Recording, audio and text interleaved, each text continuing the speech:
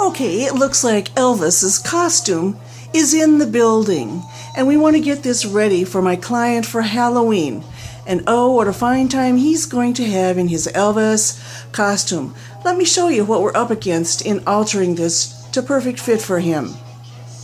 So here's the problem. This costume is too long, and what it's going to take is to bring this part of the jumpsuit up to the drop waist here.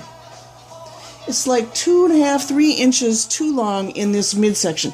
Now what that means is I'm going to have to deal with the zipper here, the invisible zipper in the middle.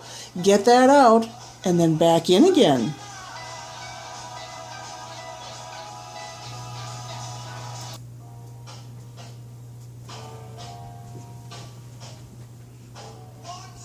Okay, the good news is we're not going to have to take this zipper out all the way. Fortunately, the 2.5 inches at this measures does not mean I'll have to take the zipper all the way out. The zipper, fortunately, extends almost 7 inches. We just need to get the 2.5 inches out, bring it back up to the drop waist. We do have to contend with facings here. Not a big deal.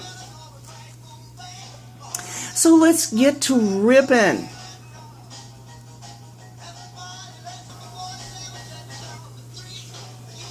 So a ribbon we go, about 4 inches below that waistline.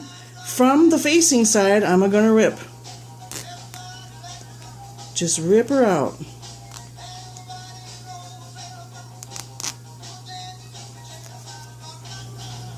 Okay, zipper is all out and peeled back, about 3 to 4 inches from the waist. I have now marked 2 inches down from the waist so that there's a 1/2 inch remaining for seam allowance. And another reason that we're doing this is we just don't want to hem up from the bottom. Beautiful bell bottoms will lose flare if we take that much out, and so we're trying to preserve as much flare in the bell bottoms. Plus it was awkward looking, just too long through this area here. So that's why we're going through this. Now it's going to be easier for me, at any rate, and I've also marked it on the facing side where to cut the pants off now, then wrestle with detaching the waist. Okay? Just going to be less cumbersome for me. If you were doing something like this, you might want to detach all this first and then cut the waist. Just so you know, you have these two options. No time like the present to cut along this line, and I'm going to do so with my own brand of scissors, Dancing Fabrics, that I feature on Amazon. You can check in the description below for the link. But this is my beautiful 9.5 inch pair of scissors, gold handled, that I also sell in the 8-inch size. I also sell a silver handled size in 8-inch, but I'm going to snip away now along this line on the Elvis costume.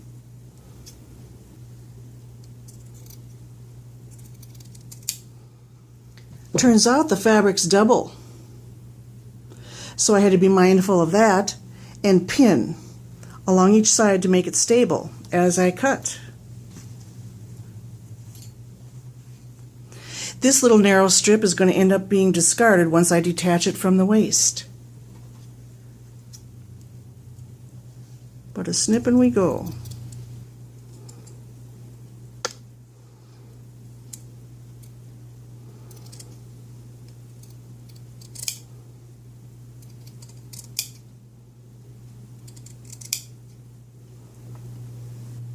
Okay, he's all cut in half. I can take the pins out on this side, detach, as I said before, from here. I'm going to do so a special way that I don't need to reveal, because all you have to do is refer to my other video, Tips and Tricks for Seam Ripping. Then I'm going to baste the waist side so that I can have these two layers together when I go to put it all back together again. You know what? This proved to be so difficult to rip out, even though I have tips and tricks, that why bother?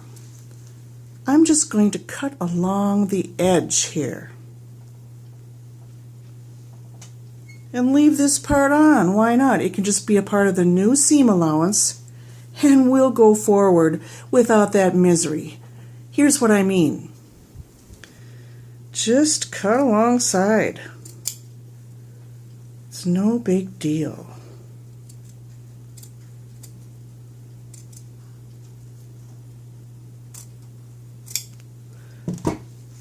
And we'll be left with this ridge, but that will all be encased in the new seam allowance.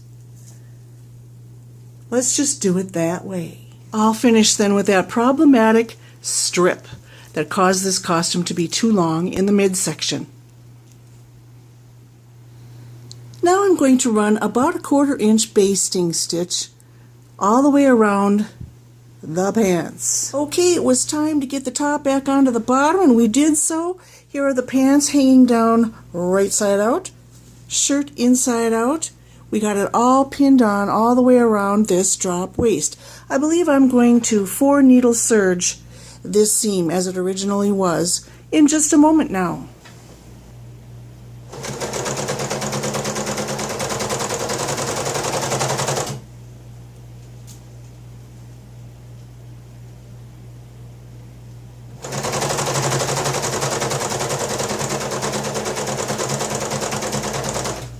See, we very nicely come this far.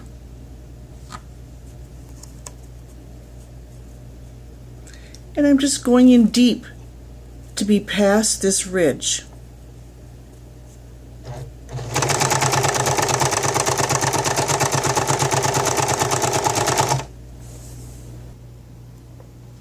Now from here, because I've got the waist all nicely on, it's time to deal with that zipper that's mostly out, but thankfully still here at the bottom. We've got the facing, we've got the front, and I'm just going to pin this zipper back on along the original stitching line, which I can still see from ripping out where those stitches were. So I'm just going to pin all this back on, and a substantial amount of this zipper is now going to disappear into the facing. Why? Because of the 2.5 inches we took off. And it's okay, because that's how it was originally anyway. It just didn't have this much extra length off. We won't cut that until we're certain we have it all right where we need it to be.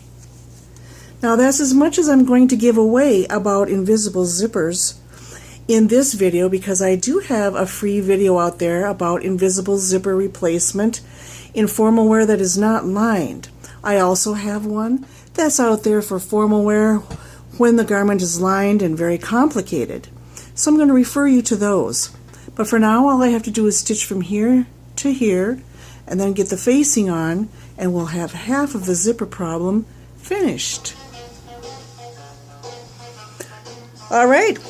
I'd say the king can get back into his jumpsuit. Look it. We're all matched up. I managed to get matched up very nicely at the waist, drop waist as it is. He's in.